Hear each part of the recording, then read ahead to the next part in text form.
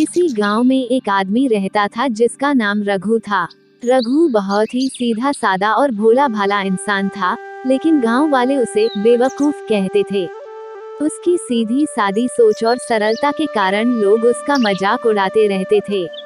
एक दिन गांव के कुछ शरारती लड़कों ने रघु से कहा, अरे रघु, तुम्हें पता है, अगर तुम गधे को हरा रंग दिखाओगे तो वो और तेजी से दौड़ेगा। रघु को उनकी बात सच लग गई। उसने अपने गधे के लिए ताजे हरे रंग की घास की अपने गधे के सामने डाल दिया और सोचा, अब मेरा गधा तेजी से दौड़ेगा। लेकिन गधा अपनी मर्जी से ही चला।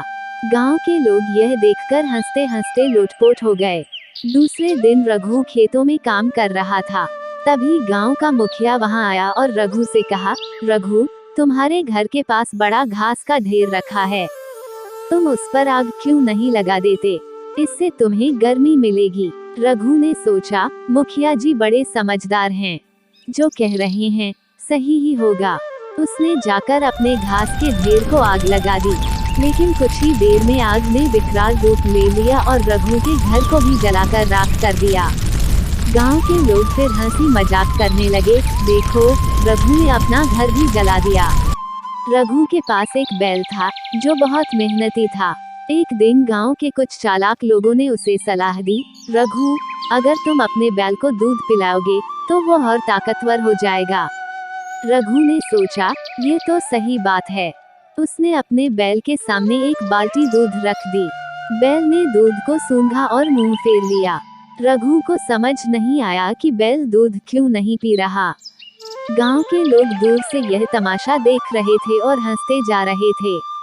एक दिन रघु जंगल में लकड़ी काटने गया। वहां उसे एक लकड़हारा मिला जिसने मजाक में कहा, अगर तुम लकड़ी के ऊपर बैठ जाओ तो वह अपने आप सीधे घर पहुंच जाएगा। रघु ने सोचा, वाह, यह तो अच्छा तरीका है।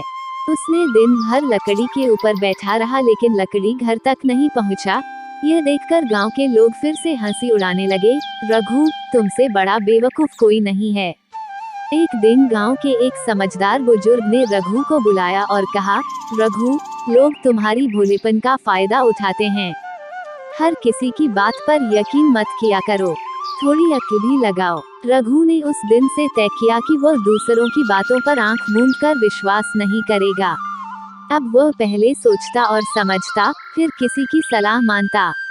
धीरे धीरे उसकी जिंदगी बदलने लगी। लोग अब उसका मजाक नहीं उड़ाते थे, बल्कि उसकी समझदारी की तारीफ करते थे।